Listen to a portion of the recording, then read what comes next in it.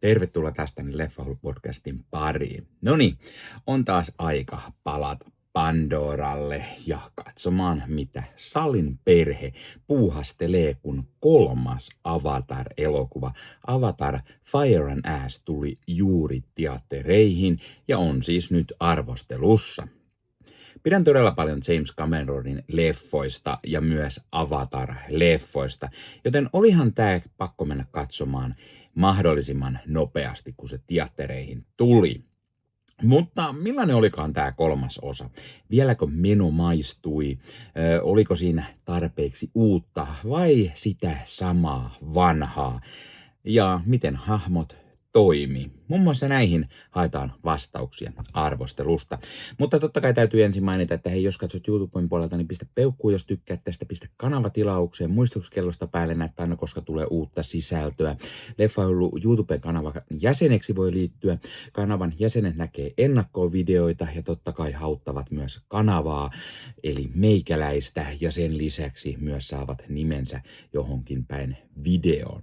Ja jos haluat ostaa kulttileffoja, kulttileffakaupasta voi käydä ostamassa elokuvia, vaikka Don't Go in the House-leffan, ja siellä kun käyttää koodia Leffahullu, saa 10% alennusta ostoksista.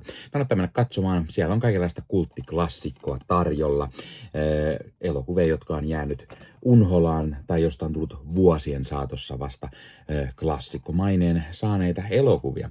Siellä on todella hyvä valikoima ja kannattaa käydä vilkaisemassa. Mutta nyt Avatar-elokuvan arvostelun pariin. Aloitetaan tarinasta. Tarina hyvin lyhyesti. Jake Sully perheineen kohtaa uuden vihollisen, kun Eversti Quaritch lyöttäytyy yhteen raakalaismaisen Monquan klaanin kanssa ja näiden johtajan Varangin kanssa lyödäkseen Jake Sullyn ja valjastaakseen Pandoran kaikki luonnonvarat ihmisten käyttöön. Aivan kuten aiemmissakin osissa. Mä tykkäsin tosi paljon siitä Monquani, eli tästä Fire and Ash-porukasta. Ash, ei Ash. Fire and Ash-porukasta. Ja varsinkin tämän porukan pomosta Varangista, jota näyttelee siis Oona Chaplin. Hänellä on semmoinen hyvä ja vähän niin kuin haikean surullinen taustatarina ja kertoo tosi hyvin tämän niin kuin uuden Navi-jengin taustat ja varsinkin tämän Varangin tarinat. Ja muutenkin mä tykkäsin tästä uudesta Navi-porukasta. Se on todella kiinnostava häijy ja ennen kaikkea näyttävän näköisiä taas kerran. Ne erottuu hienosti muista naveista ja mä pidän tosi paljon siitä, että nyt kun on ilma ja vesi ja sitten on tämä tulituhkaheimo, niin ne kaikki näyttää keskenään erilaisilta. Pikkusen mikä ehkä harmittaa on se, että uusi porukka jää lopulta yllätys pikkaisen paitsioon ja Eversti Quaritchin jalkoihin. Eversti Quaritch puolestaan hahmona toimii entistä paremmin ja syvällisemmin ja hän on semmoinen kunnon pahis, mutta siellä nähdään vähän motiiveja ja tällaista pikkusen enemmän ja hahmo saa lisää verta ja lihaa luiden ympärille. Tämä tarina ehkä on pikkusen liikaa edellisosien kierrätystä. Palataan siihen hetken päästä. Sitten taas muut ihmishahmot jää tässä ehkä täysin yksiulotteisiksi ja heitä ajaa vaan heidät omat motiivinsa. Me nähdään jälleen Eddie Falcon esittämä kenraali Ardmore. Hän on tämmöinen tylsä armeijapamppu, joka tekee just niin kuin kuuluu ja käsketään, mutta jota Eversti Quaritch sitten pyörittää oman tahtonsa mukaan ja niskottelee hänelle ja tekee siis ihan mitä tahtoo. Giovanni Ribisi näyttelee jälleen Parkeria. Se on tässä perus ahneteollisuuspamppu, jota ajaa vaan ahneus ja halu koko Pandora-planeettaan ja hyödyntää niiden luonnonvaroja. Brendan Coelin kapteeni Scoresby, hän on taas jahtaamassa näitä tulkuneita, eli näitä Avatar-leffojen avaruusvalaita. Ja Scoresby se on tämmöinen eräänlainen valametsästä ja se on se tyypillinen semmoinen hahmo, aika tylsähkö. No, puhutaan saman tien muistakin näyttelijöistä ja hahmoista. Sam Worthington palaa jälleen Jake Sullin rooliin. Hän on edelleen yhtä toimiva kuin aikaisemmin, vaikka hahmo ehkä tekee välillä semmoisia vähän ei-tyypillisiä asioita, mitä ei olla totuttu. Hahmo välillä muuttuu hieman erilaiseksi, kunnes sitten taas palaa vähän niin kuin omille urilleen, jos näin voi sanoa. Zoe Saldanan Neytiri on varsin toimiva hahmo jälleen kerran. Hahmo alkaa epäröimään paikoin miehensä ratkaisuja ja haluaa olla vähän itsenäisempi. Ja paikoitellen Neytirikin menee vähän sille puolelle, että hahmo tekee hieman ei-tyypillisiä asioita. Sigourney Weaverin tämä Kiri saa selvästi isomman kehityskaaren ja onkin varmaan koko leffan kiinnostavin hahmo ja hänen tarinansa sitä haluaa nähdä koko ajan lisää ja Weaverhän on tietenkin laatu näyttelijä, joten totta kai hyvää roolisuoritusta häneltä. Britain Daltonin Loak yrittää nousta isänsä mittaiseksi mieheksi ja olla samalla sitten oma itsensä, löytää oman tiensä. Ihan hyvin toimiva hahmo. Trinity Jolie Blissin näyttelemä Tuk-hahmo taas jää täysin paitsioon ja oikeastaan hän vaan heiluu perheensä mukana. Ja Jack Championin Spider hahmo taistelee paikastaan maailmassa, kuuluuko hän ihmisten joukkoon vai uuden perheensä salien mukaan. Hahmo oppii enemmän ja enemmän navien tapoja, vaikka häntä ei kunnolla näihin porukoihin hyväksytäkään.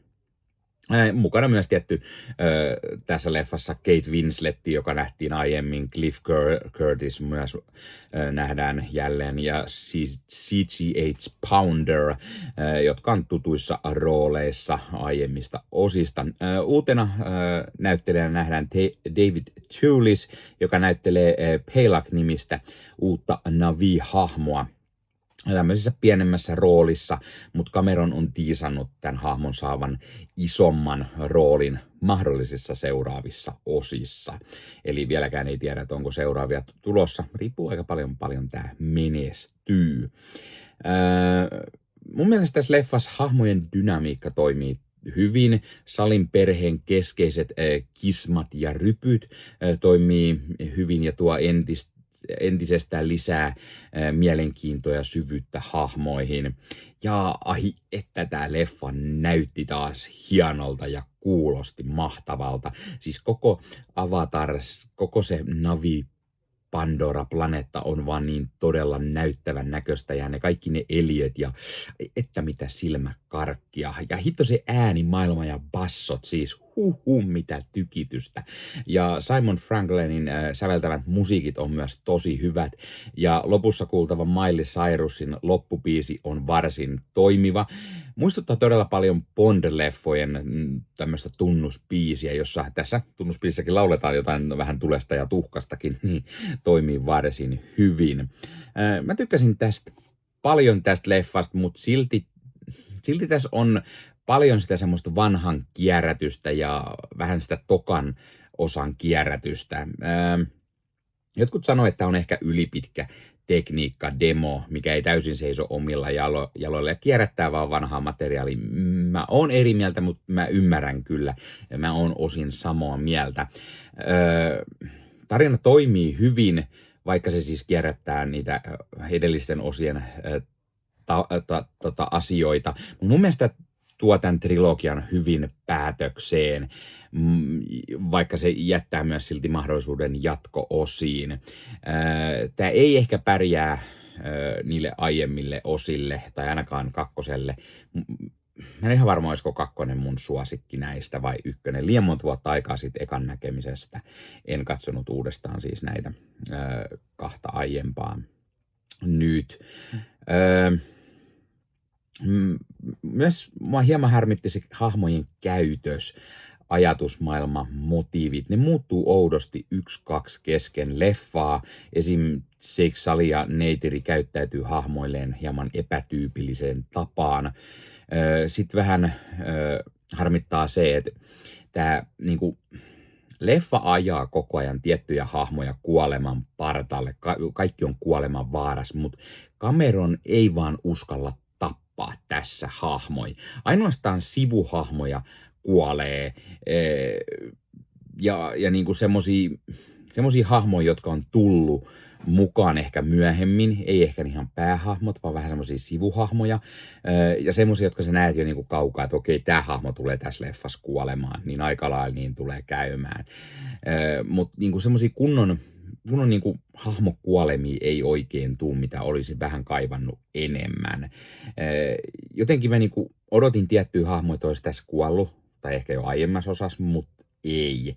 Mutta niinku Cameron ei vaan oikein uskalla niitä tappaa ja haluaa pitää ilmeisesti kaikki vähän niin kuin mahdollisissa jatko-osissa hengissä. Mä olisin itse odottanut, että tämä siirtyy jossain vaiheessa kuvaamaan näitä Jake Sullen lapsia enemmän ja niin kuin hän ja hänen vaimonsa sitten jäisi tästä niin kuin pois, mutta kaikki tuntuu vaan selviävän ja niin kuin pahiksetkin on aina samoja ja näin, niin vähän semmoinen, että kui.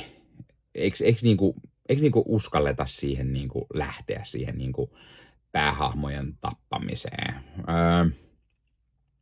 Ja vaikka se vanhojen kierrätys ja tää ehkä mua vähän harmittaa, mutta ei kuitenkaan niin paljon, että niinku mä en osaisi nauttia tästä leffaksi. Mä tykkäsin tästä elokuvasta siis ja mun mielestä se on hyvä.